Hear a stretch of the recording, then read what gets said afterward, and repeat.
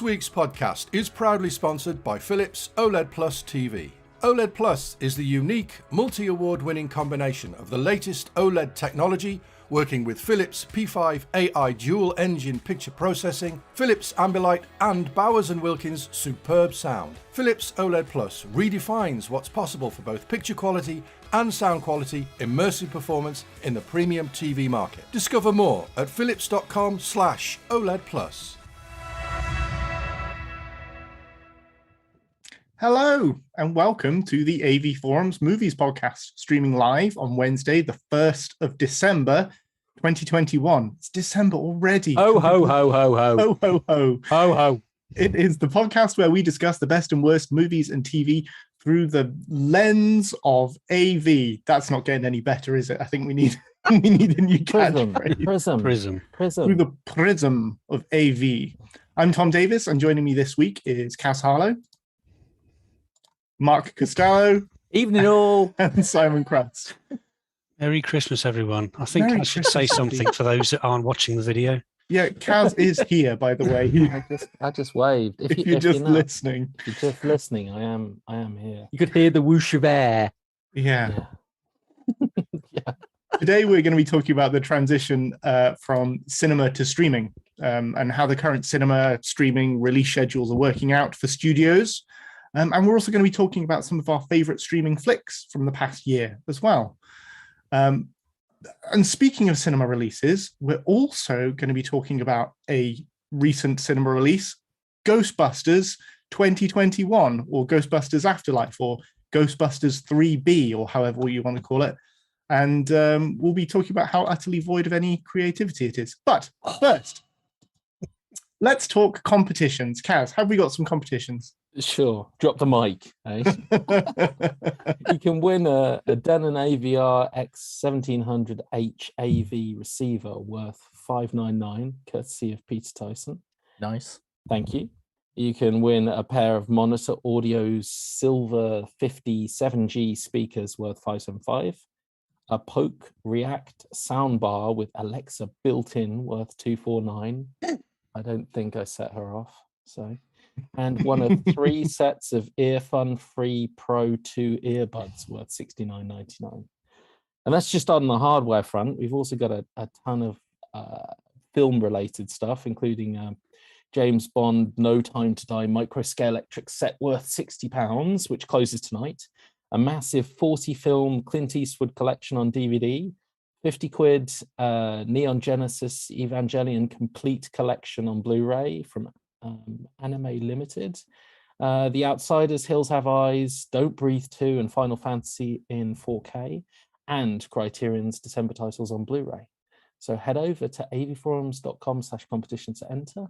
All competitions are open to eligible AV Forums members resident in the UK. And we have some winners.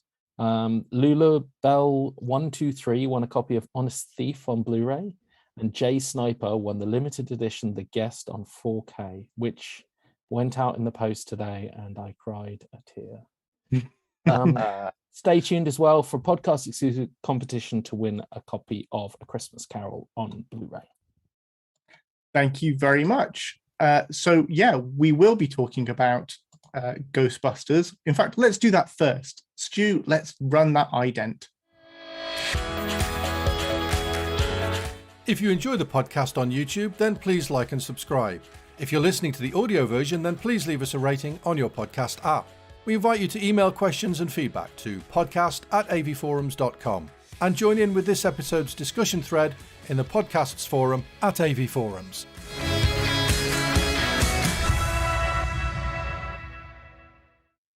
So before we get into Ghostbusters, I just want to pose a question for you listening. What has been your favorite movie to debut on streaming this year? What's been your favorite movie that has completely bypassed cinema and gone straight to Amazon, Netflix, Sky, wherever? Answer in the live chat if you're listening live, or on the podcast thread, and we are sure to engage. So, Mark, you went to see Ghostbusters, and I did, Tom. You really hated it, I hear. Oh, it was dreadful. It was Yes. What can I say? I mean, I'm a nostalgia whore. You know, it took a risk with its nostalgia, and it got me in the feels. Can I say? Maybe it was the lighting in the cinema. Maybe it was the sugar I'd injected straight into my eyeballs in the foyer before I sat down. Either way, I got in there, and from the minute it started, I pretty much just fell in love with it. You know, the nostalgia card was played heavy from the beginning. It opens with characters we've seen before. The main plot through line is no spoilers here, almost a direct continuation of the plot from the first film. We revisit the same characters. We revisit even some similar plot beats. But I thought it did it in a way. I can see you're itching to get. Feel free to interrupt me, Tom, at any point in there. No, I'm going to agree with similar plot beats. Definitely true. but I mean, the cast were winning. I mean, the girl, is it McKenna Grace? McKenna Grace. Yeah. She was absolutely awesome. You know, a young good. girl, science nerd, potentially on the autism spectrum. You know, everything that, you know, sort of people who moan about how they're making films to hit political agendas. She's everything that those kind of people would have gone, I hate her. But she was absolutely wonderful. You know, the kids were not typical annoying cinematic kids. Even Tom, you'll admit, podcast, huge fun. Yes. Do you know what? Right. He was like a character out of the Goonies. It was like if they did the Goonies now, that guy would be in it. And you'd probably hate it. Yeah, I would. So in a nutshell, very nostalgic. It worked for me. It pushed my emotion buttons. It made me laugh. And I can accept all of the potential faults about it not trying anything different. But of course, I wrote that in the review, so everyone knows what I think. Tom, why don't you tell us what you thought of it? Man, I had a pretty dreadful time watching it. Do you know what? I was actually I wouldn't say I was primed to love it, but I was open to it just simply because of Jason Reitman's involvement. And obviously his father, Ivan Reitman, was responsible for the original Ghostbusters.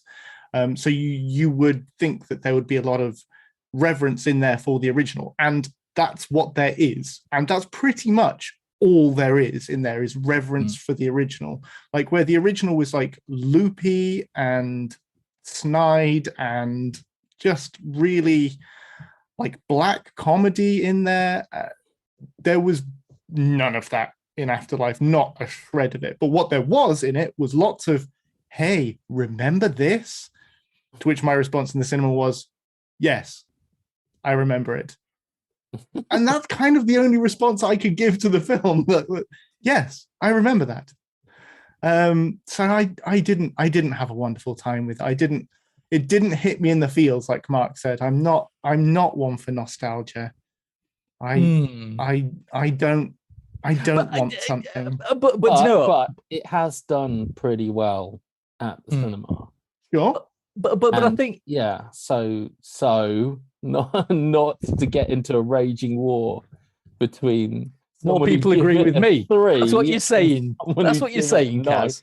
No, it's also Transformers did well at the cinema. So I'm not saying that. That is I'm true. saying out of the films that have done pretty well at the cinema, you know, we're looking at Ghostbusters being one of them.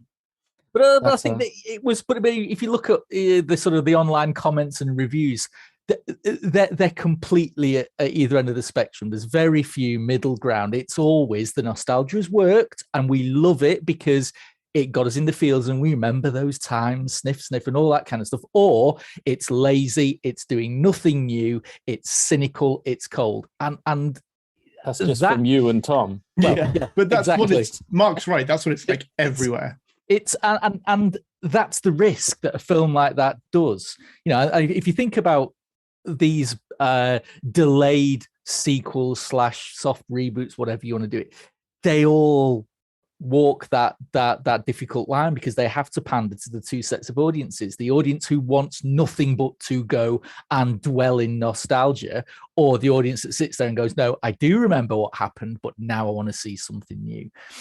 And it's the risk that it takes, and it either hits or it doesn't. And I'm glad to say that the vast majority of the British public tend to agree with me over joyless Mr. Davies. So, I'm not one for competition, but basically Mark's win, mic drop. There we go. Next. Apparently Mark has taken charge. This is chaos. Chaos. What I will say is it wasn't helped by, this is something that's going to come up later in the podcast, it wasn't helped by the viewing conditions that I saw it in. I don't know how you saw it. Mark, did you see it where did you see it? No, I just saw it in my local flea pit, but It was pretty good. Likewise, and the screen was kind of dim, and it was, and I couldn't pinpoint exactly what was off about the sound, but the experience was suboptimal, let's say that.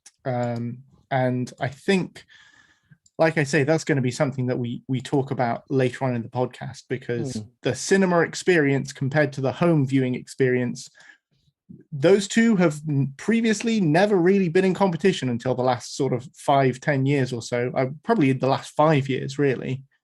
And now they are in competition, and it did not fare well in comparison this time around for me. Let's go on. I think it's a fair thing to say. I mean, Mark has been seeing a lot of stuff in IMAX. We have a good relationship with IMAX, and they've given us the opportunity to see a lot of big movies in IMAX. And I would say that it's an interesting way to try and further the chasm between ever increasingly impressive home cinema and the limitations of conventional cinema, because IMAX bells and whistles, more movies are getting more footage shot in IMAX, and maybe that's the way to kind of go down that route. And conversely, you've had people like Disney answer that particular bell with we'll do our own IMAX version. Who cares, right? In terms of Disney Plus, who cares? They certainly are not interested in the theatrical model, particularly anymore. No, they're not. No. But yeah, I mean, out of the cinema releases, we got Ghostbusters doing well. We got Dune doing well. It did pretty well. Enough for them to say they're going to make another one and not. Yeah, it made over $3 billion, which is not huge numbers when you look at like a Marvel movie, but is pretty good numbers for what it is. In fact, it's great numbers. But it went straight to HBO Max in the States, didn't it? So you could argue that it lost a huge amount of its core cinema audience. Yeah, that's with true. An arbitrary amount of no one knows how much what from HBO Max. Yes. We feel like giving it a sequel, so therefore we'll say it was the equivalent of 1.2 billion in ticket sales.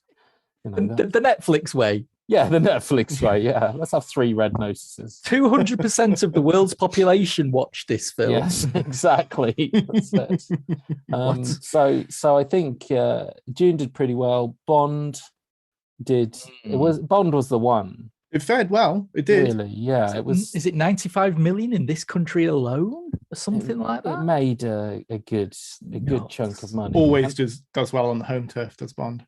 And I think Shang-Chi did pretty well, but I think Eternals did pretty well. I mean, I haven't seen it yet, but I hear from my esteemed colleagues that it's not really great.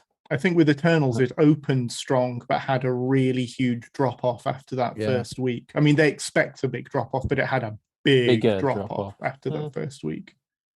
I thought you were talking about the plot. Audience interest levels. I think it's interesting that they've challenged it with a few of these. Like with some of them, like I would have thought Eternals they could have shoved on Disney Plus pretty quickly. Conversely, I thought they could have eked No Time to Die out theatrically until Christmas, and then bam, it arrives at home in 4K, I think Dolby Vision and Dolby Atmos to rent. What feels like not very long after it was out in the cinema. But again, I think that's a shrewd move, because if you look at some of the tales of, audience interest from that initial opening weekend, that there's so many where after a certain number of weeks they'll go, I'm not going to pay for it because I know it'll hit streaming in a few months, so I'll just wait. So I think with No Time to Die, they managed to ride that theatrical crest and then pump it up again for all those people who, do I want to go see it? Do you want to go see it? I'm not sure. And suddenly it's there. So almost they got a second wave, excuse the terminology. Oh God. So I can see that. I think the Shang-Chi and the Eternals one, I think they learned an awful lot from Black Widow, and shall we say the fallout from Black Widow. So I think that's why they very quickly retained their traditional theatrical window, shall we say. Nothing at all to do with contracts that had been signed. That's entirely back-end deals and things like that, which they no longer wanted to jeopardize. So yeah.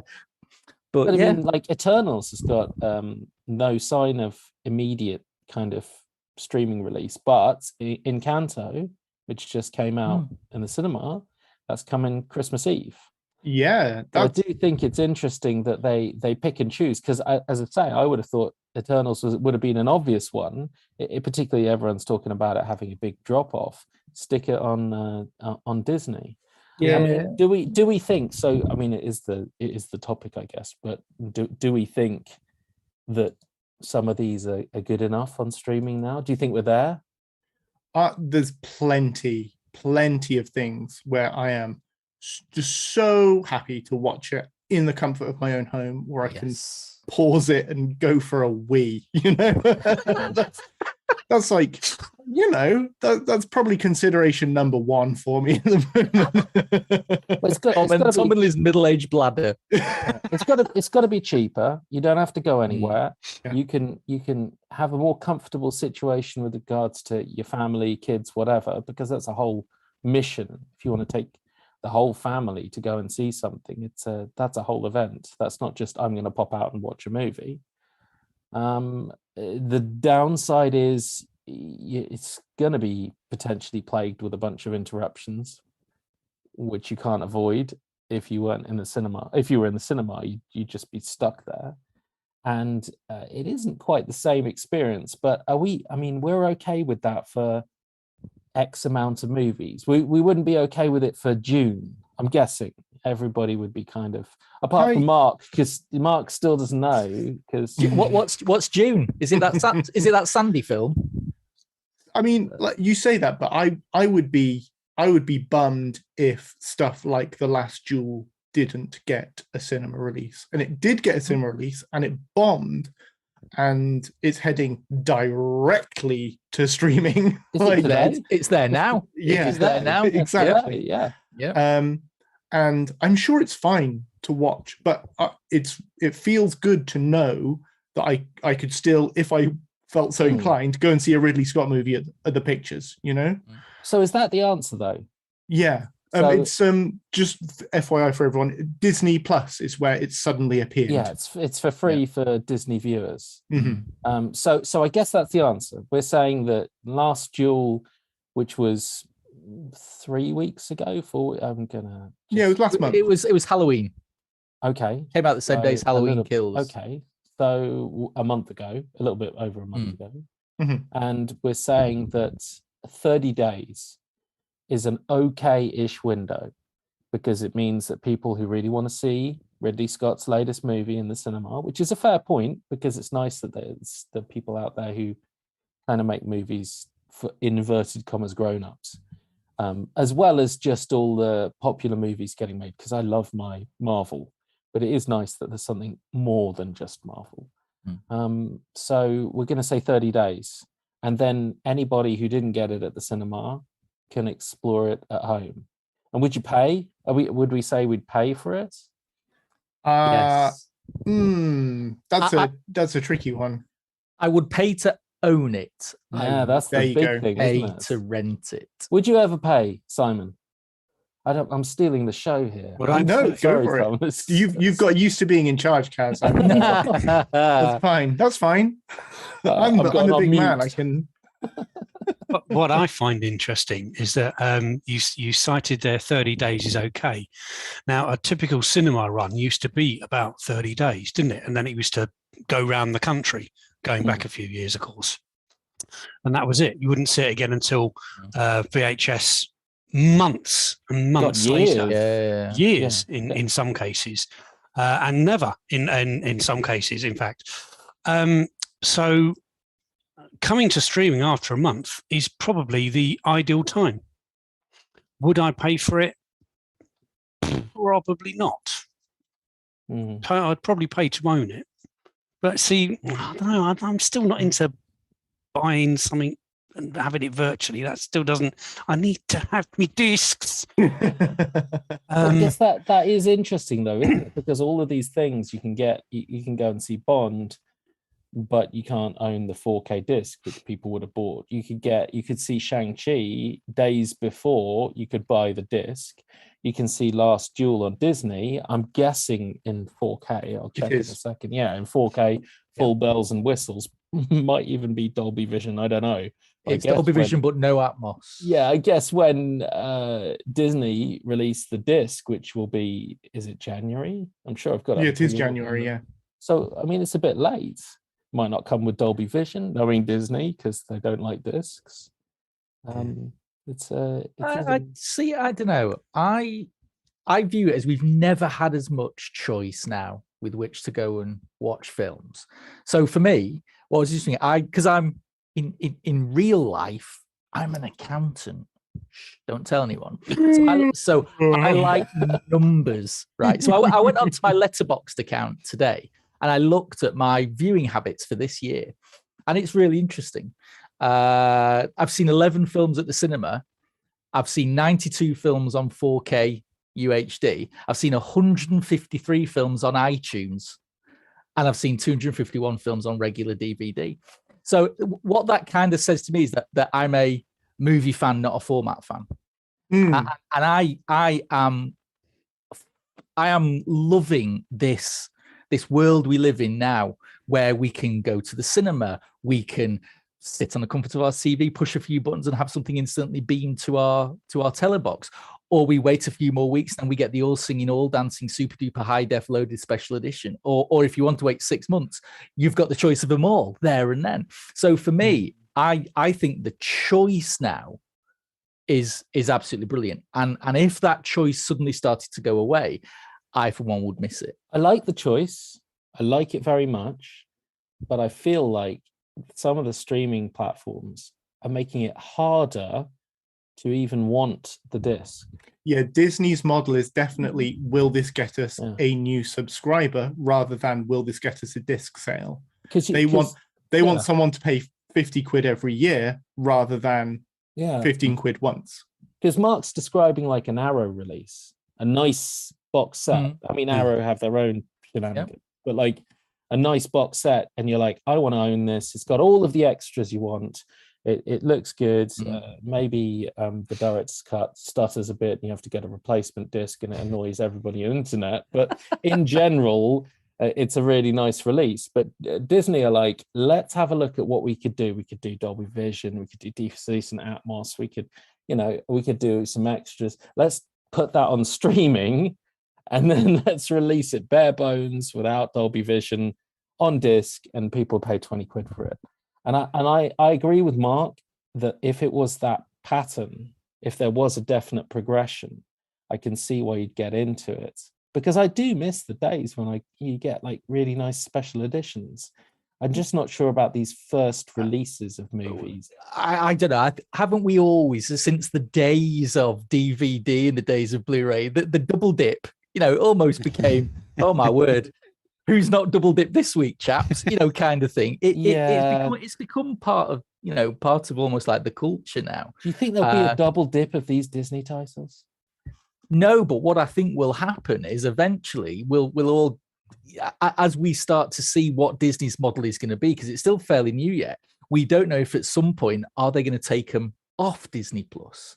And that's where you start to say, well, if it's coming off Disney Plus, I'll go to the local retailer and pick the discs up when they're 3 for 30 quid or something. You know, so I don't know. But again, back to I'm probably not the ask someone else because I'm not the person to speak to. I only saw less than 9% of the films I've watched this year are this year's releases. I like the old stuff, which is much better served at home on disc as you go. So basically, you lot just have a conversation amongst yourselves. I'm not the right person to talk about this. I'm going to put the kettle on us. All right, see you later, Mark. See you later. Bye. But it's a good point though about the best releases being the ones that have been given the kindest treatment, the older movies that have been given the kindest treatment, and that definitely is the situation where you want to be at home experiencing them with your setup in order to enjoy them the best. But so I guess it sort of begs the question, like where's the tipping point when we talk about like our shabby local cinemas and their generally great quality. I'm a champion for cinema for sure, but cannot deny that now and then you get a viewing where you think, what was wrong there? Like I would have enjoyed that more if I'd just been at home. But where's the tipping point there? Where is the point at which we think like, oh, our projector or our TV is better than that? Have you had that quandary, Simon? Have you thought? All the time. The only thing that the cinema itself, sitting in a big auditorium with a whole bunch of people enjoying a spectacle, you can't beat that, and that is something you cannot replicate at home. Yeah. On a big screen is fantastic, but I mean, last couple of times, and I'm going back a few years now because I haven't been to the cinema for a long while. There was an odd shape or a discoloration in the screen, so therefore you're looking at the picture, and one bit of it is constantly not right. Yeah, sound I've never had a problem with. I've always had good sound because I try and plonk myself right in the middle to try and get the best overall experience. And after having said, of course, sitting in a big auditorium with a whole bunch of people, I tend to go very, very early on in the morning when there's nobody there and it's just me and I'm watching it by myself. That's the best way to watch it on that giant screen. But I don't know, given the choice now, I don't know, I do like my setup. I've got it just how I want it now. You know, just over there. I've got it just how I want it. And I can sit there with me drink and me chocolate biscuit and with control. And it doesn't cost any money. But it's all paid for. But have you ever found that your quality at home has been variable? Only with the discs themselves. The setup. Oh, really? Yeah. No, I mean, I'm talking about when things come to streaming. And you well,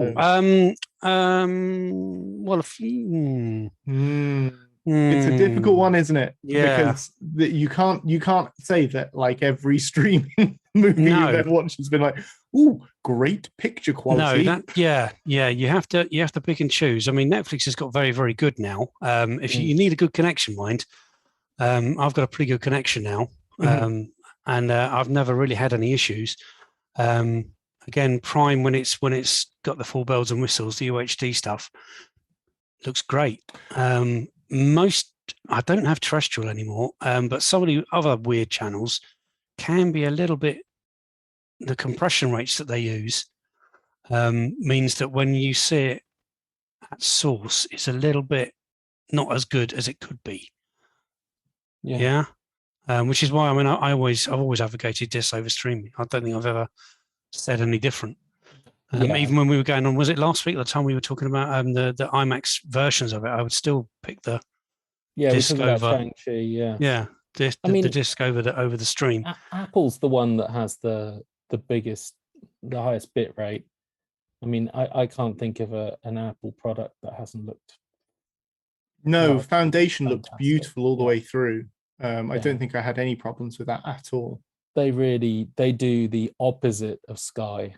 Yeah. They're like they max out, and I would say that Disney is pretty close behind, but where they, in my opinion, don't have the oomph is in the sound department.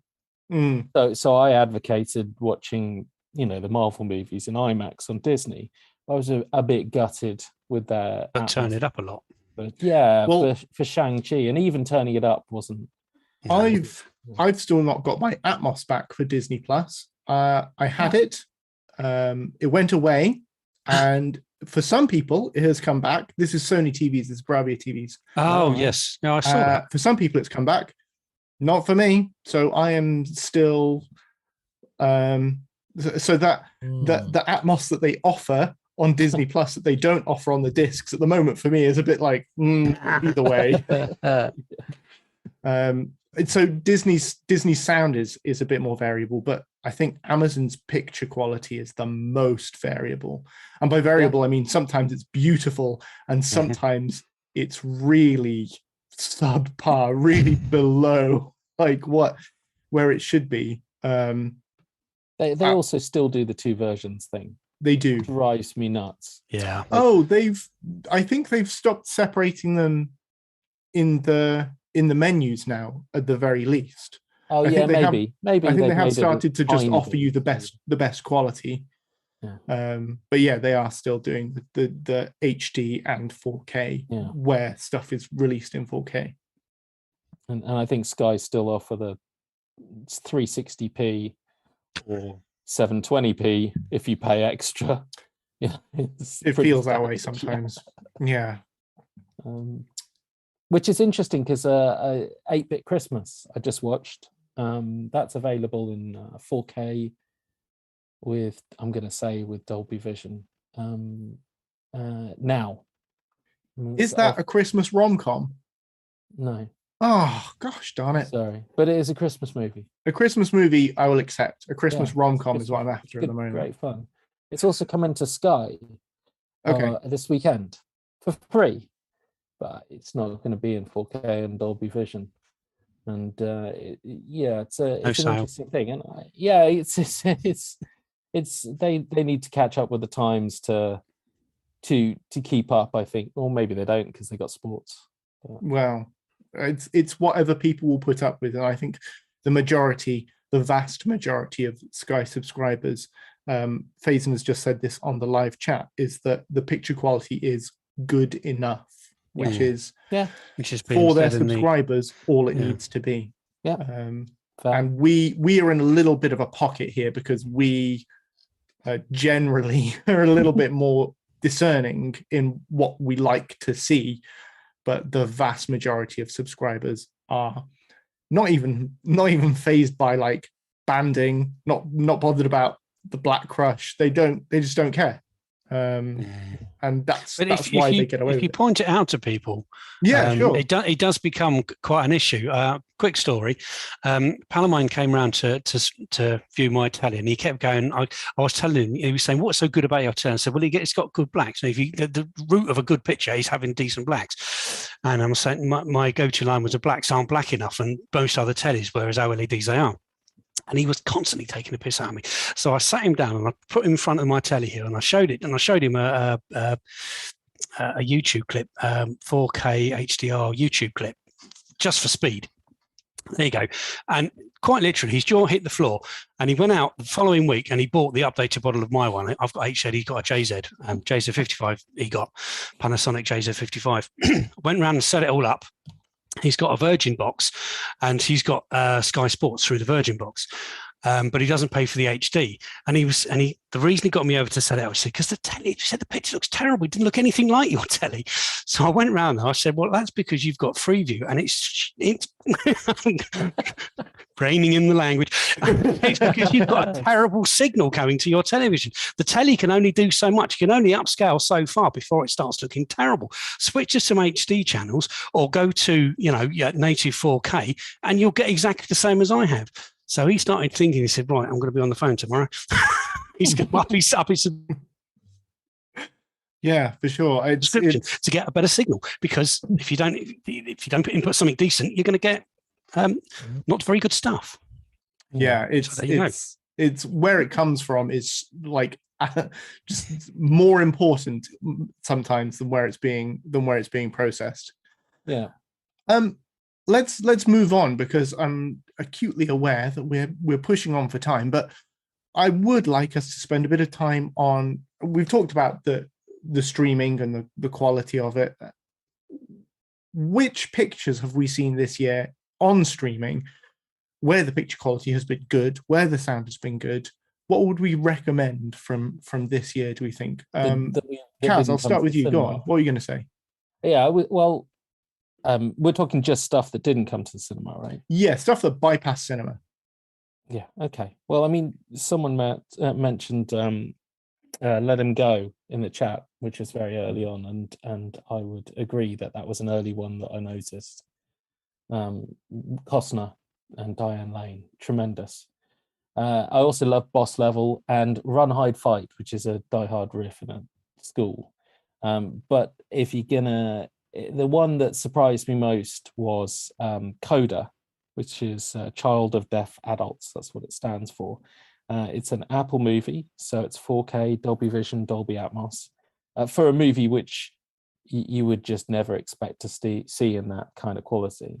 And for my money, it challenges Sound of Metal, despite no one ever going near it with any awards, which is fine. I thought it was tremendous and very heartfelt. So I'd go for that. And it is interesting that it's Apple as well, because they don't do quantity, but they really do quality, like in terms of their productions and in terms of their presentations. So yeah, that would be my pick. Awesome. Yeah, I've not seen it, but I've seen it on the service. So from that, I think I'm probably going to go and watch it now. That sounds like, if you're saying it rivals Sound of Metal, then yeah, that's got my attention. Mark, what about you? What's been a dazzler for you this year? So obviously, from my lofty expert opinion of not watching any new films hardly, there's a couple that I thought were really good fun on Shudder. They've had a good year. So the likes of Shook or The Power were both really good little chillers. Netflix, I was really surprised. I think everyone was with Mitchell's. Is it Mitchell's or Mitchell versus the Machines? The Mitchells versus, yeah. That huge fun. Really good fun, even if it tailed off at the end. But the one that I've enjoyed most and was surprised most by was on Netflix, and it was the Fear Street trilogy. Now, I don't know whether or not it was the structure of it. So it's 3 feature-length films that are direct sequels to each other, but they were released, was it one week after each other? It was, so, yeah. So it was... It felt like it kind of bridged that gap between a cinematic trilogy and a limited series. It felt like it was something new and interesting. And the fact that I'm a slasher whore, and that's exactly what these were. You know, the first one was a Scream riff, the second one was a classic Halloween Friday the 13th riff, and the third one was some crazy kind of amalgam of a Salem witch period piece before crashing them all back together again. I had huge fun with it, and of course it's 4K DV Dolby Vision on Netflix. Can't remember if I had Atmos or not. I think it did. And so fired that up on the projector and had a huge amount of fun with that. So yeah, that for me was surprising, both in terms of the quality of the content and the quality of its presentation. That's awesome. I mean, I sort of rode that series off because I didn't get on with the 90s. The first entry, the decade or the film. Love the decade. Big fan of the decade. No, it was 1994 was the first one, right? And it didn't gel with me. I wasn't a huge fan of it. As we found out, Tom, you and nostalgia, you just don't get along. I am a horrible person, so that's probably a bit harsh, but fair. Simon, what about you? What have you found has been exquisite on streaming? The one I picked, I have to, my poor brain. my poor brain. I have to rack my brain a lot for these kind of things. The one that stood out for me on Prime was the map of tiny perfect things. That kind of resonated with me. That and Palm Springs as well. I enjoyed both those for different reasons. They're based around the same concept of a repeated day. Palm Springs I enjoyed because of its kind of metaphysical conclusion. I thought that was very clever, and the way they got out of it and how it occurred. But the map of Tiny Perfect Things, I think for me at least, has got the edge over it because it follows one character all the way through, and then suddenly it's nothing. The story isn't about him at all. That I thought was brilliant, and that really resonated. I thought that is so clever. That is so clever. And again, the conclusion to that was, oh yeah, that's just amazing. So that for me would be my pick on Prime. I think it's in 4K. I don't know if it's Atmos. It's certainly in 4K UHD. Really enjoyed that. Really enjoyed it. Awesome. And for you, sir, what was yours? For me, very recently, I reviewed Riders of Justice, which I was expecting just to be a Taken riff, and it is, but in the most incredible way. That knocked me for 6. I was so much more than I was expecting from it. Sadly, that was just on Sky, so again, the quality of it was not ideal, but the film itself is more than makes up for it. I can't recommend it highly enough. It was a really interesting take on this idea of revenge movies and how kind of messed up that concept actually is in real life. But that's not my pick. That's just the one that sprang to my head. Sorry. My pick was much earlier in the year. It was the Scott Eastwood movie, The Outpost, which came to Amazon in 4K. Yeah, and was a retelling of the Battle of Kamdesh, I think, and it was just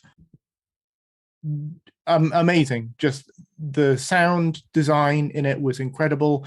The camera work in it was just far better than it had any right to be. There are some amazing tracking shots in that. The shot on the bridge. The shot on the bridge, the opening scene where they track the camera around the hills that the camp is surrounded by, just so you get instantly a picture of how hopeless the situation is. It's a great film. I can't believe it. Both that and Riders of Justice. I mean, it should have been one of them starring Scott Eastwood. Right. It should have been horrendous. And Riders of Justice sounds like, Willis turned it down. Yeah. Sounds like something that Seagal was toying with. I mean, these films should be legitimately terrible. And I really thought Outpost was great. Yeah, it really was. And it's according to UCAS, had a disc release in the US. It did. Oh yeah, region locked 4K. Yeah, I know. No way. They did it. Yeah, they did it. It's something weird. Maybe Mark knows it better than me. They did something weird, like they trick your player into thinking it's a Blu-ray, and so you're encoded you're in the wrong region for that Blu-ray. It's some real weird trickery because there's no way of locking 4K in theory. So they have to trick your player into thinking bad thoughts. Oh dear. But of course, they picked an obvious, massively popular title to region lock, preventing all of those. Everyone's going to want this. We better lock it down. I mean, that's next on the list as Riders of Justice. But it's nuts because plenty of conversations at the time that The Outpost was released on Amazon Prime were that this was one of the pictures, this is one of the movies where picture quality suffered, even in 4K. And lots of people were complaining about this at the time. And this is a movie that would have benefited from a disc release, and it didn't get one. I don't think they're great on their picture quality, and I don't think they've really adopted anything other than occasional HDR grading, no Dolby Vision, and I don't know whether I ever get Atmos on their tracks, on their films. So, well, what's interesting is, I don't know if any of you guys saw the recent kerfuffle over in the States about the Sensor 4K disc, about how that got announced and then it got cancelled. Oh, I did see that. And it got cancelled because apparently there was not enough decent source material in the camera negative to produce a HDR grade. And it's like, ooh, what? And I wonder if that actually what we're now going to start to see are more and more of these things where the cost of putting something out or doing a pass like that, moving it from digital onto disc starts to become more of a problem. But who knows with some of these, questions where, why doesn't that have this grade? Why doesn't that get? I mean, there's probably so many reasons behind the scenes.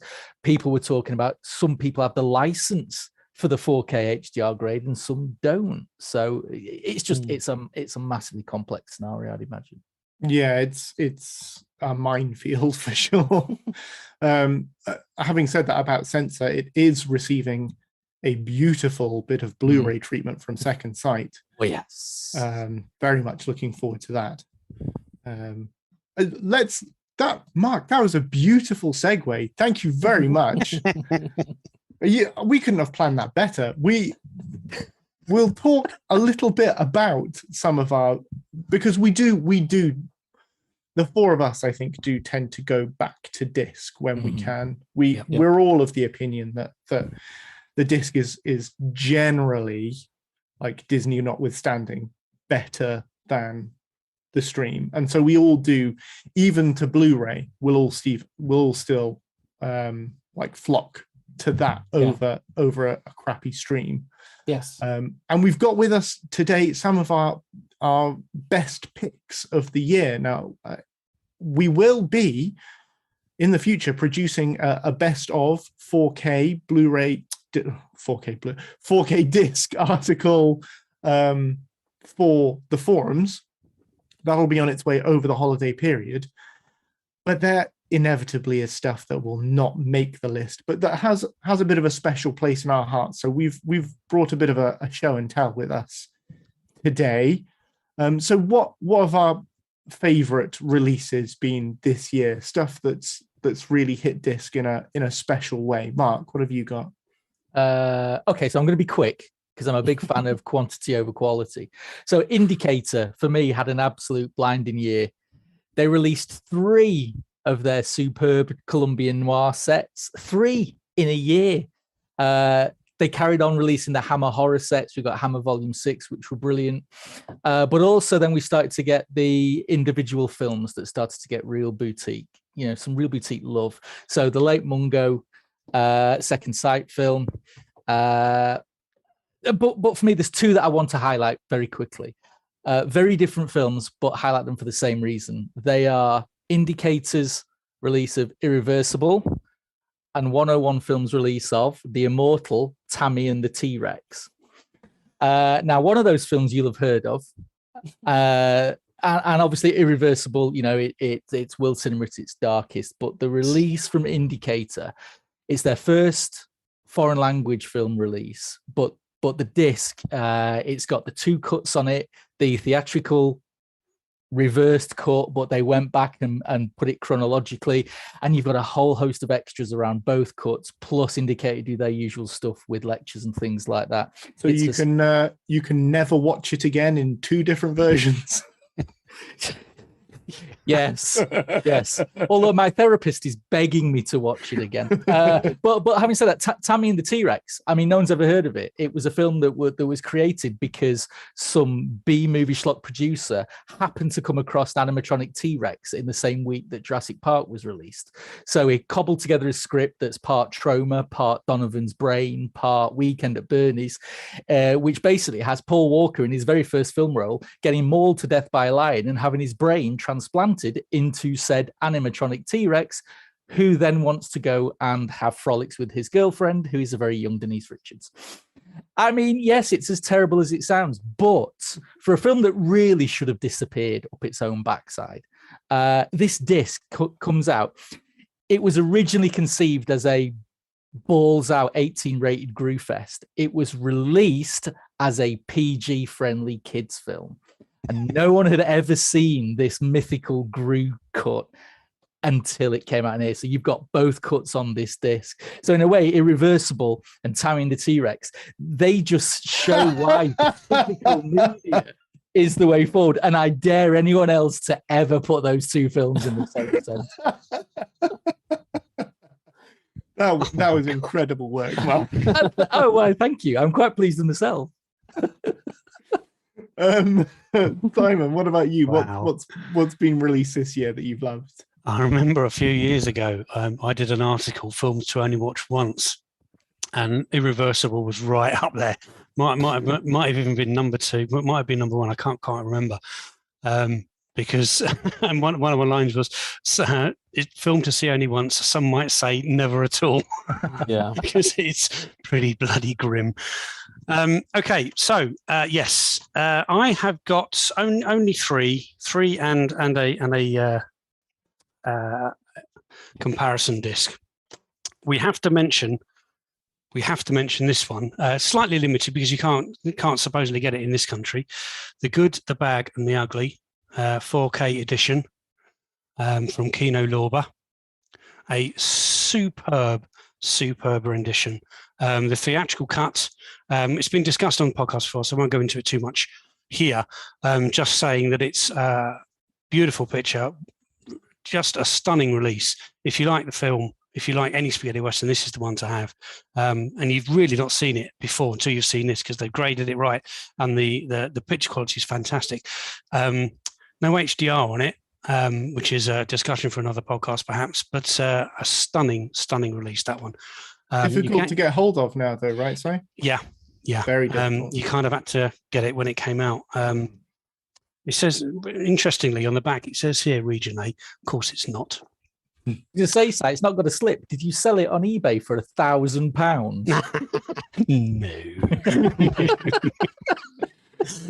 No. Next one.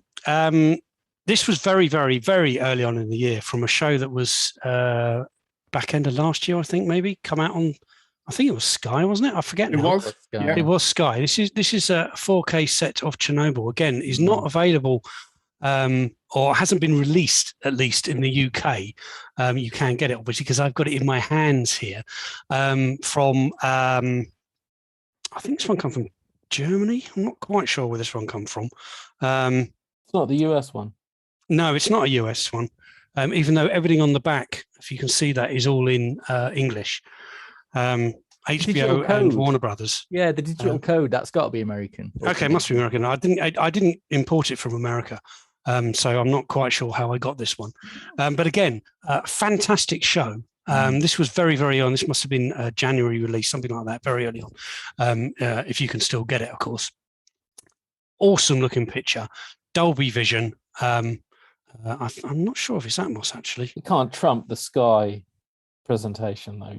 No, it's not Atmos. It's DTS HDMA. But it's again, and what an incredible story! What an incredible story! I mean, if you haven't seen Chernobyl, the series, then this is clearly the way to see it. It's a tough watch. It is a tough watch.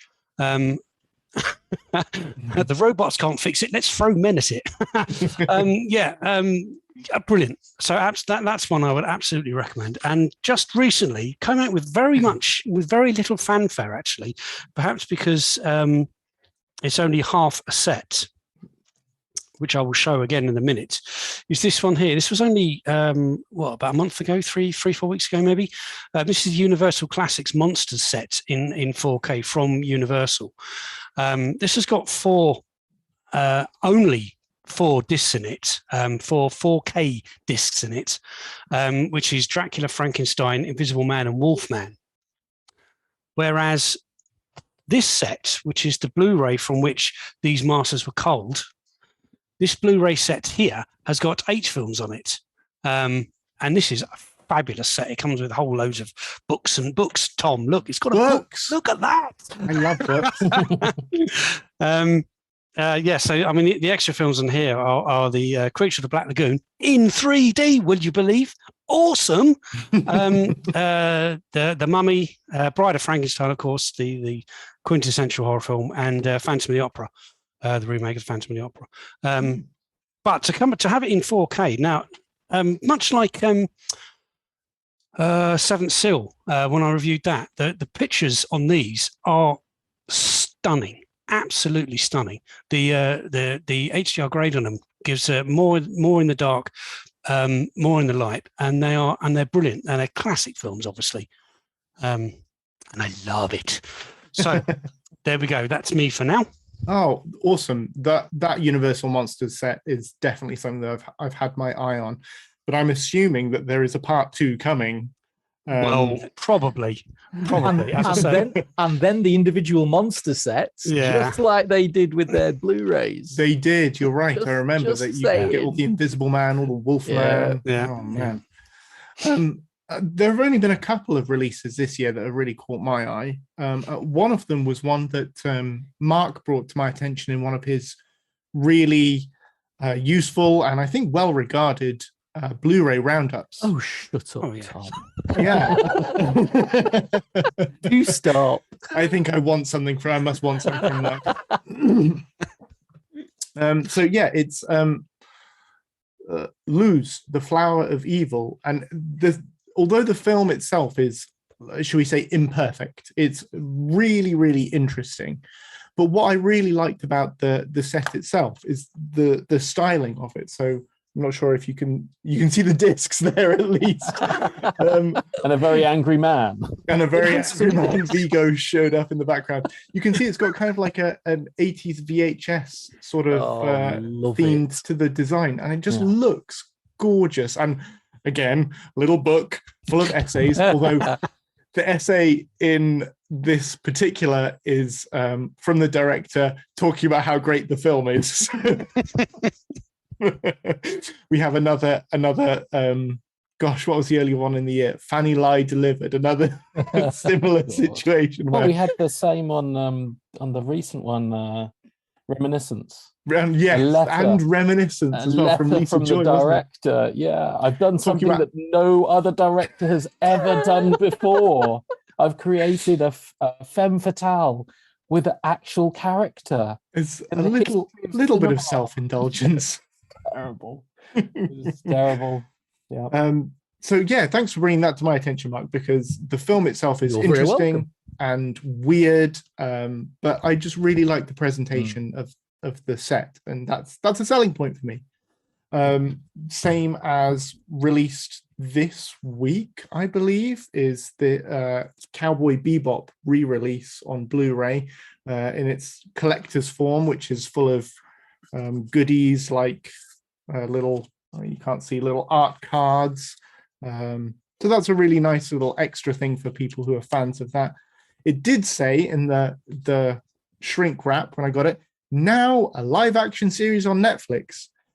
Maybe underplay that a bit next time you. That's not been the best received. I mean, from some people love it. But fans of the original have not enjoyed it, myself included.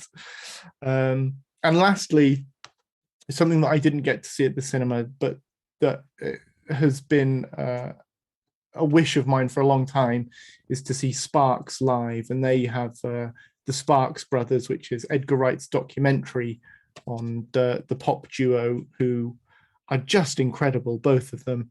And with that comes a concert recording, which is as close to seeing them live as you're going to get. And they're a big favorite of mine. So I was over the moon that they made that a double set with the documentary. What about you, Kaz? Anything? I mean, the only thing that I got, and I got it into review, was the Hollywood edition of One Cut of the Dead. Mm-hmm. I'd never seen the movie before, and I did really enjoy that. But I think it's telling that have become maybe a little bit cynical as to the progression from Blu-ray to 4K, particularly with people like Arrow. They'll release Old Boy on Blu-ray. It'll be a beautiful set. It's 4K remastered. It's got all the bells and whistles. They'll release Battle Royale on Blu-ray. It'll be, gorgeous. And then 6 months later, they'll go, oh yeah, there's only really one reason we did a 4K master for this, and that's so we could give you the 4K version. And you're thinking, I mean, yes, I see your point, but do I have to buy it? Oh yes, I do have to buy it again. So I'd probably say Old Boy and the Battle Royale 4K sets have been, really amazing releases for the year, but it's a very cynical release strategy. Then they're not even holding back on that. It's a bit typical of Arrow at the moment, isn't it? Because they're doing a similar thing with the Argento movies, which is just release them again, but with a poster. But the thing you say, that's Deep Red had nearly 3 hours of extra interviews, but the others were all exactly the same, same as Hills Have Eyes, and Deep Red may very well make it into the top 10 list because it was such an amazing treatment. But Hills Have Eyes, and also their forthcoming releases of Phenomena, Cat and Nine Tails. Phenomena though. As if two covers weren't enough for us. They're now releasing it with 3. Yeah. Have a word, Arrow. Have a word. Yeah. Their marketing department is working overtime. So I think unless it's a real classic and I haven't picked it up, or it hasn't ever been released, I would shy away from Blu-ray, and particularly with a 4K remastered whatever. Criterion is still releasing 4K remastered something, and then in the US they're releasing 4K. Menace to Society. We're getting screwed over in this country. It was Citizen Kane getting screwed over in this country. Citizen Kane, at least we're getting in 4K. We are getting Menace the Warner to Brothers Society. release. Yeah, we're getting Criterion the Warner UK are releasing Menace to Society, as Mark said, on Blu-ray in the UK with a 4K remaster, and in the US, Criterion are releasing Menace to Society on 4K with a 4K remaster. Yeah, it just doesn't make any sense, and particularly with it being region free, it's not like the old days when Criterion's region A locked releases were, a bit of a pain. Well, again, it maybe this is more of that licensing stuff, because Criterion have said they are not going to be releasing any 4K discs outside the US at this time. So again, maybe, but who knows? But you're right. It's who in this country would pick up the 1080p version of Menace to Society if they could just import the 4K version? Yeah, well, they're not going to spend 20 quid on a Criterion version if they can get the as you say, the imported version. They might pick it up if it was $9.99. That's the only option. But you're paying for a really nice Criterion set. But there's a 4K version. And it does look bloody good on 1080p as well. It's not 4K, is it? It's not 4K. Yeah, but it's old, Simon. It's old, and therefore it's great. I think we've come to a point where insanity is set in. Yeah, insanity is beginning to set in. I think we're all agreed that where the better quality is available on disc, even if it is Blu-ray, we're still going to be suckered into buying it again.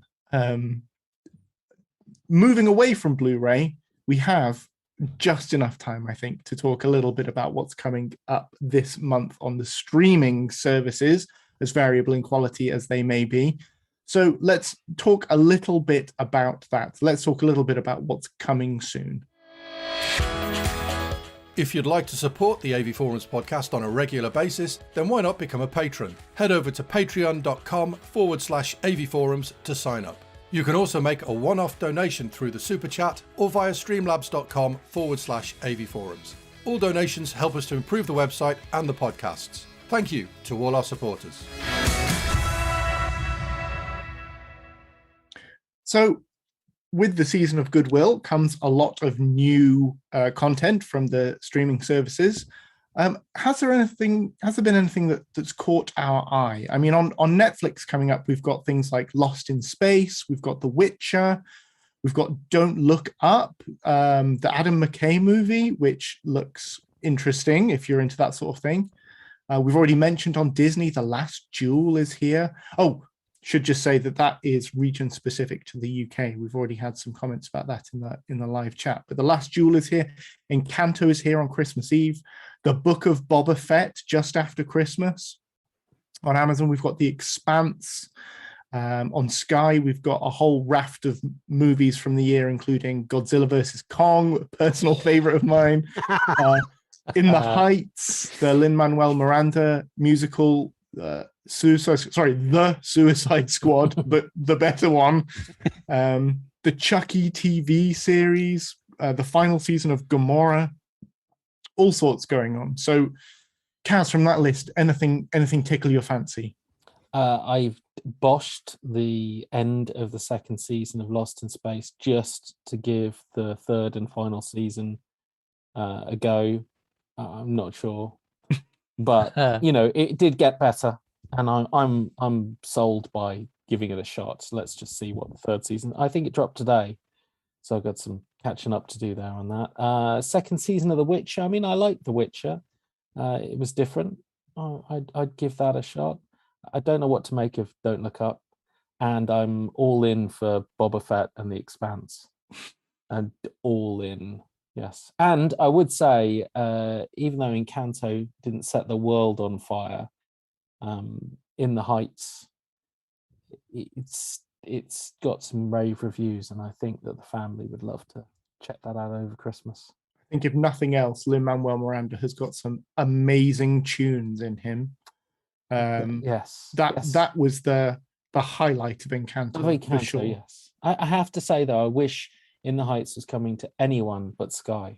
I can get it in 4K, Dolby Vision, Dolby Atmos now, on disc or on streaming. It's going to come to Sky in whatever. And I'm not, it's anyway. Simon, what about you? Anything that you're particularly looking forward to on TV? Well, I quite like Gomorrah. I very much enjoyed the early seasons of that. I think I may have even reviewed at least one of them on Blu-ray, maybe two. I've got the sets up, so I forget now. But something that's not on your list that I saw on Andy's was Malcolm in the Middle, which is a fantastic comedy from the 2000s about the kid who's a genius growing up in a very dysfunctional family. Prequel to Breaking Bad. Which we can all relate to. I just love that show. I think it was brilliant. I remember watching it when it was first on and thinking, this is really, really clever. And it's difficult to find anywhere else. I was thinking about it the other day, trying to find it on Blu-ray or DVD, anything, just trying to find it somewhere. And lo and behold, my God, it's coming to Disney next week. So brilliant. So I'm set for the winter. That's a lot of watching. It's a lot of. It's only 7 seasons, but yeah, it's good stuff. It's good stuff. So yeah. Mark, what about you? What's on your radar? Just a couple of things from me, Tom. Sound of Violence on Sky. Nice to see Sky picking up slightly smaller genre films. I did a quick review of this for one of my monthly columns a couple of months back, and it's a really nice little riff on Saw levels of violence, but tampered with sort of tortured creative genius. It's a really interesting little genre gem. Nice to see that coming to Sky. And the other one is on Disney Plus. It's actually on the National Geographic part of Disney Plus. They've got some fantastic sports documentaries on there already, and one that caught my eyes coming this month is called Small Potatoes: Who Killed the USAF? And apparently in the 80s, there was a rival to the NFL that launched with a big fanfare and suddenly disappeared virtually overnight. And this is a documentary tracing what happened to that. So I am going to be all up in the grill of that. Thanks for that, Mark. That's awesome. I hope you enjoy being all up in that grill. Oh, I will, bro. This is descending into madness. I don't think I've got anything to add to that. I am looking forward to Don't Look Up. just the cast alone, and Adam McKay has good track record, so I think I'm going to be tuning into that. The rest of the stuff is just cinema for me. I'm tuning out of streaming until Boba Fett shows up, and looking forward to Spider-Man and The Matrix. I cannot wait. I cannot wait. It's going to be a hoot. So you can look forward to my damning criticisms of both of those movies when they come out. The Matrix, just like the last one, 3 out of 10. You heard it here first, folks. Yeah, Mark's got my number. We're running a little over time, so let's round off, Kaz, with our podcast exclusive competition. Sure. To win a Christmas Carol on Blu-ray, just use the following really, really hard, super hard question to select the correct answer from the competition page. What was Ebenezer Scrooge's first name? McDuck. No, that's his surname. Please do become a patron for perks like involvement with our hosted content like this. Sweet deals on merch. Is that my new catchphrase? Deals on merch, yeah. And exclusive competitions. It's well worth the price of admission. Go to our page at patreon.com/AVForums. That, I think, is it for the AVForums Movies podcast this week. If you have enjoyed it, don't forget to give us a 5-star rating on whatever podcast app you listen to us, or just like and subscribe on YouTube, all the usual stuff. My thanks this week go to Mark Costello, TTFN, y'alls. Simon Crust, Merry Christmas, everyone. and Cass Harlow. And I have to say something to the people listening. And we will see you in a couple of weeks for the end of year roundup with the hardware guys as well. So look forward to that. Until then, I've been Tom Davis. Good night, everybody.